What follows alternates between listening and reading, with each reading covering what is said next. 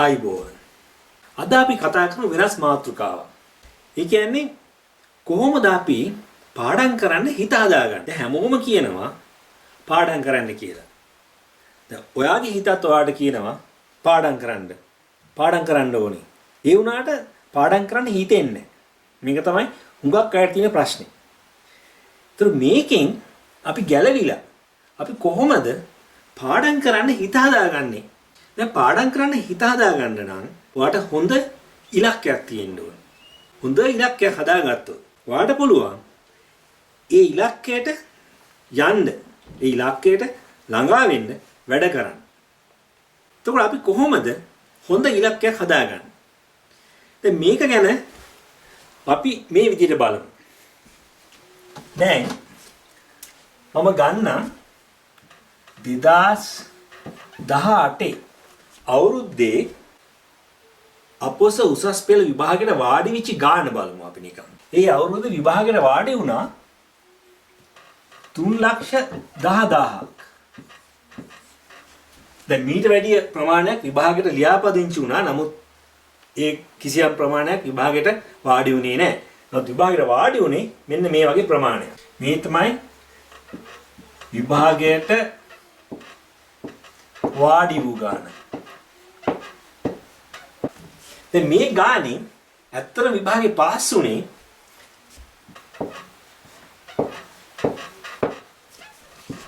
1,68,000යි.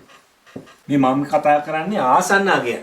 ඒතර මේ 1,68,000 කියන්නේ විෂයන් තුනටම S3ක් ගත්ත හෝ ඊට වඩා වැඩි ශිෂ්‍යාවන් ගාන. ඒතර මේ ගාන මුළු ගානෙන් ඇවිල්ලා 152ක් වගේ සංඛ්‍යාව. දැන් මෙතනින් විශ්වවිද්‍යාලයට ගිය ගාන බැලුවොත්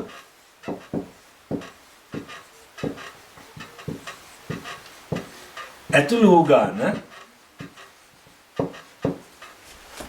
25000යි. 25000ක් තමයි විශ්වවිද්‍යාලයට ඇතුළත් වුනේ. ඒ කියන්නේ මේ මුළු ගානේ 7.7. එතකොට ජෛව විද්‍යා විෂය ධාරාවට ඇතුළු වුණා. તો ජෛව විද්‍යා විෂය ධාරාව ඇතුළත් වුණා 8500. ඒ කියන්නේ මේ මුළු ගානේ 2.6. එතකොට විද්‍යාපීඨයට කියන්නේ සයන්ස් ෆැකල්ටි එකට ගියා මේකෙන් 5000ක් වගේ සංඛ්‍යාවක්. ඒ කියන්නේ 1.59. ඊළඟට වෛද්‍ය පීඨයට ඇතුළත් වුණා 1500. ඒ කියන්නේ මෙන්න මේ වගේ සුළු ප්‍රමාණයක්. ඒ කියන්නේ විභාගයට වාඩි වෙච්ච ගානෙන් ඒක 100ක් නම් වෛද්‍ය පීඨයට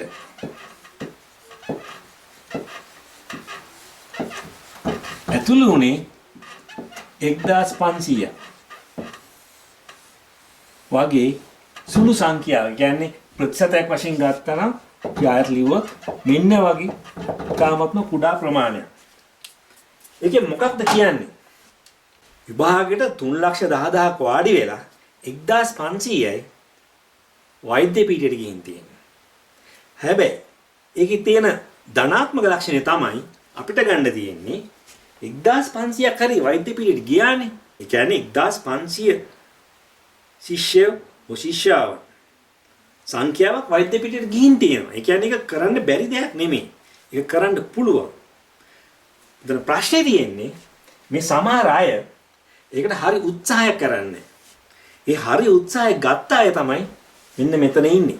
ඒතර ඒ උත්සාහය ගන්නෙ කොහොමද කියන එක තමයි අද අපිට කතා කරන්න වෙන්නේ. කොහොමද අපි මේක කරගන්නේ? ඒක ගැන අපි පොඩ්ඩක් බලමු. දැන් මේක කරන්න අපිට හොඳ ඉලක්කයක් තියෙන්න ඕන. හොඳ ඉලක්කයක් තියෙන්න ඕන. දැන් ඉලක්කයක් හදාගන්න ඕන. ඒක තමයි වැදගත්ම දේ. මේක අපිට කරන්න පුළුවන්. මොකද හේතුව තමයි 3,10,000ක් වාඩි වෙලා 1,500ක් ගිහින් විශ්වවිද්‍යාලයට. නිකන් නෙමෙයි වෛද්‍ය පීඨයටම ගිහින්. ඒතකොට ඒ කියන්නේ කරන්න පුළුවන්. එක්කෙනෙක් දෙන්නෙක් නෙමෙයි මේක කරලා තියෙන්නේ. 1500 දෙනෙක් එක් කරලා තිනවා. එහෙනම් ඇයි ඔයාට බැරි? ඔයාටත් පුළුවන්. අදම හිතා ගන්න. මටත් පුළුවන්. මමත් මෙතෙන්දම කරනවා. මම මේකම කරලා මෙතෙන්දම යනවා කියලා හිතා ගන්න ඕනේ. ඉලක්කේ ගන්න තමයි දැන් මම මේ කියලා දෙන්නේ. දැන් අපි අරක පොඩ්ඩක් බලමු මේ විදිහට. මුලින් හිටියා මේ වගේ සංඛ්‍යාවක්. මේ තමයි අර මම කියපු 3,10,000. එතනින් 1,68,000 S3ක් හරි අරගෙන විභාගේ සමත් වුණා. ඒකෙන් 25,000 විශ්වවිද්‍යාලයට ගියා. එතනින් 8,500ක් ජෛව විද්‍යා විෂය ධාරාවට ඇතුල් වුණා. එතනින් තාම සුළු සංඛ්‍යාවක්. ඒ කියන්නේ 1,500ක් තමයි වෛද්‍ය විද්‍යාලයට ඇතුළු වුණේ. ඒතර මේක තමයි අපේ ඉලක්කෙ වෙන්න ඕනේ. මෙන්න මෙතනින් එකෙක් වෙන්න පුළුවන් ඔයාට. අපි බලමු කොහොමද කරන්නේ කියලා.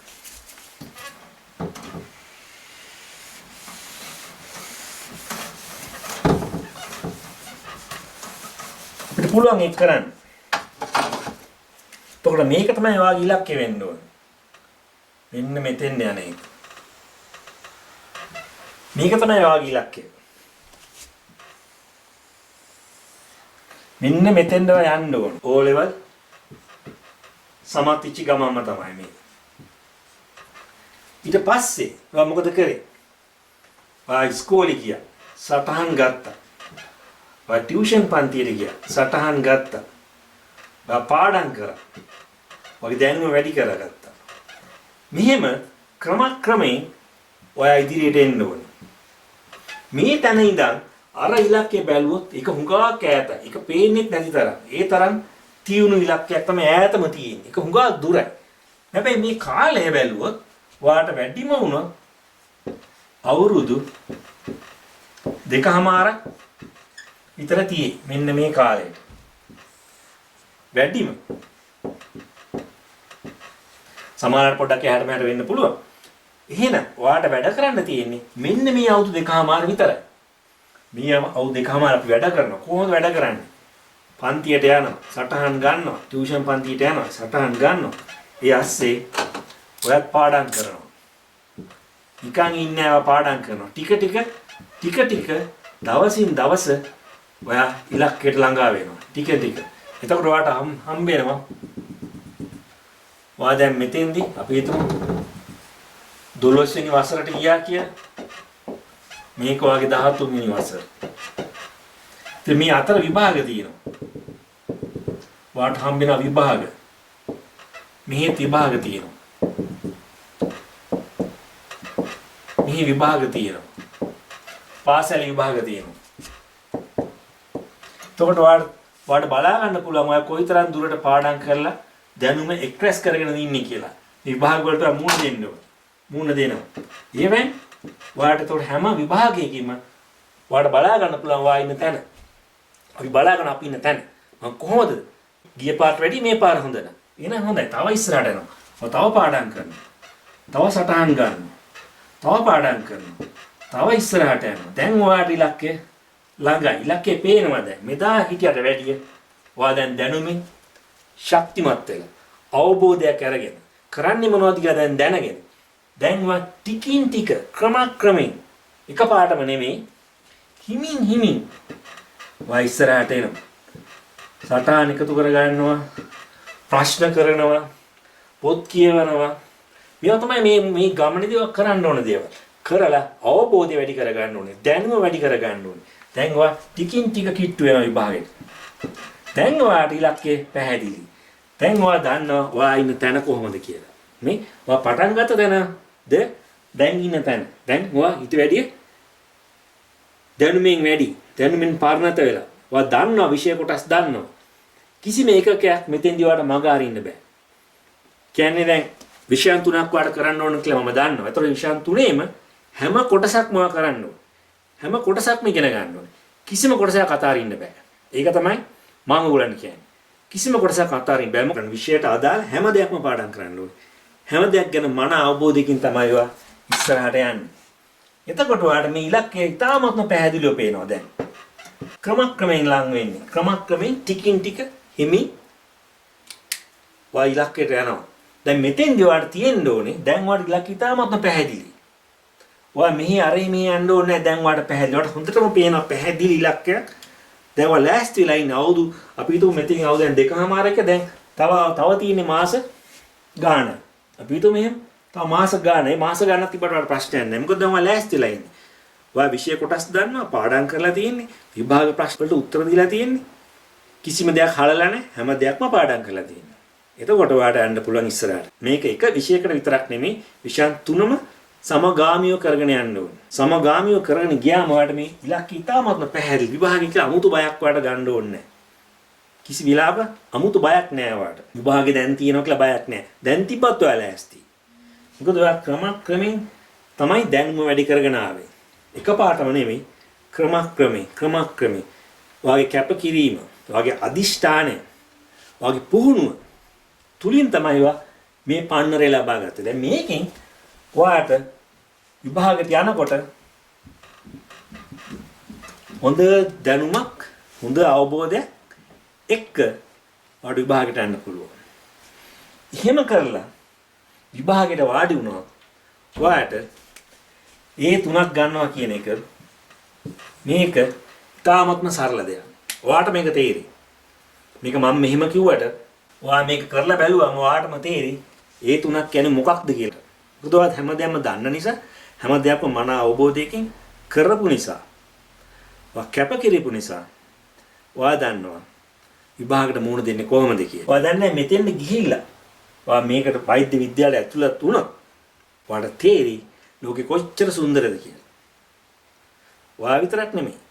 ඔයාගේ සමීපම අම්මලා තාත්තලා අයියලා අක්කලා නංගිලා මල්ලිලා හැමෝම සන්තෝෂ වෙනවා. හැමෝම ඔයා විතරක් නෙමෙයි මේගොල්ලෝ ඔක්කොම සන්තෝෂ වෙනවා. ඒ ඔක්කොටම උදව් කරන්න පුළුවන් ඔයාට. එහෙම කරන්න නම් ඔයා කැප වෙන්න ඕනේ ඒකට. කැප වෙලා වැඩ කරන්න ඕනේ. ඒකට ලොකු අදිෂ්ඨානයක් තියෙන්න ඕනේ. ඉතින් පුහුණුවක් ඕනේ. කැපවීම, අදිෂ්ඨානි, පුහුණුව මේවත් ඔක්කොමත් එක්ක ඔයාට මේ අරමුණ, ඒ ඉලක්කය ජය ගැනීම අමාරු දෙයක් නෙමෙයි. ඒක ඉතාමත් පහසුයි. හැබැයි වැඩ කරන්න ඕනේ. පාඩම් කරන්න ඕනේ. වැඩි කාලයක් නෙමෙයි. වැඩිම වුණොත් මෙච්චරයි කාලේ. අවුරුදු දෙකමාරක් තියෙයි. පළවෙනි පාට වාඩි වෙන අයට නම් ඒවට මේ කාලේ තිබ්බා. මේ පාර දෙවෙනි පාට වාඩි වෙන අයට මේ කාලෙම තිබ්බා. ඒතර ඒගොල්ලෝ ඒ ටික කරගෙන ඉන්න ඕනේ. විභාගයට යන්න කරලා තමයි මේ අරමුණ ජය ගන්න පුළුවන් වෙන්නේ. ඒ නිසා අදවත් දැන් හිතා ගන්න මම කැම්පස් යනවාමයි කියලා. ඒක නිකන් හිතලා මදි. මේක ගහ ලියා ගන්න පුළුවන්. වකුරේ.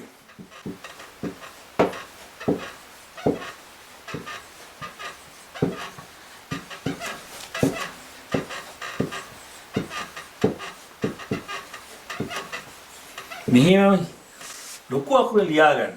කාමරය යලව ගන්න. මදාම්පි උදේ නැගිට්ටාම පේන්න, පාඩම් කරන වෙලාවෙ පේන්න මේක ලොකු ශක්තියක් වෙනවා ඔයාට.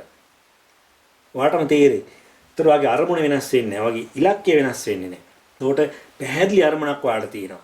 මේක ඔය ඒ කාලේදී ඔයාට ඒකෙන් බැහැර වෙන්න බෑ. ඔයා ඒකම ඉලක්ක කරගෙන ඒකටම වැඩ කරන්න වෙනවා ඔයාට. එහෙම කරොත් තමයි ඔය ඉලක්කය ජය ගන්න පුළුවන් වෙන්නේ. දැන් තව එකක්. දැන් ඔයාලට පුළුවන් පවුලේ ඉන්නවනම් සමහරවිට ඔයාගේ පවුලේ වෛද්‍යවරයෙක් ඇති. එහෙම නැත්නම් ඔයාගේ යාළුවෝ ඇති. එහෙම නැත්නම් නෑදෑයෝ ඇති. එහෙම නැත්නම් ඔයගොල්ලෝ ගිය පාසලේ ආදි ශිෂ්‍යයෝ ඇති. දැන් වෛද්‍යවරයෙක් වෙලා. ඉතින් ඒගොල්ලෝ හම්බුනම අහන්න පුළුවන්. කොහොමද අයියේ කොහොමද අක්කේ ඒවා වෛද්‍ය විද්‍යාලයට ඇතුළත් උනේ? ඒතර ඒ කරපු විදි අහලා ඒ විදියට වැඩ කරන්න පුළුවන් ඔයාලට. එහෙම කරලා මේ ඉලක්කය සාර්ථක කරගන්න උත්සාහ කරන්න. මම හිතනවා මේ වගේ ලොකු ඉලක්කයක් හදාගත්තා නම් ඔයාගේ ජීවිතේ සාර්ථක කර ගැනීම හැකියාව ඔයා ගාවම තියෙනවා. ඒකට අර මම කිව්වා අවුරුදු දෙකමාරක් වෙයි කාලයක් කැපකිරීමක් කරන්න වෙනවා. ඒක අතහැරලා බෑ. ඒ කැපකිරීම කරලා ඔයා මේ තත්ත්වයට ආවොත් අවම වශයෙන් විශ්වවිද්‍යාලයට යෑමේ හැකියාව ඔයාට ලැබෙනවා. මේ කැපකිරීම කරොත් ඔයාට පුළුවන් ඔයාගේ ජීවිතේ ජය ගන්න. ඒකට අද ඉඳන්ම ලෑස්ති වෙන්න. අද ඉඳන් ලෑස්ති වෙලා වැඩ කරන්න ඉතුරු කාලේ. ඉතුරු කාලේ වැඩ කරලා මේ ප්‍රතිඵලය වගේ ජීවිතේ සාර්ථක කරගන්න උත්සාහ කරන්න. එහෙනම් ඔබට ජයයි.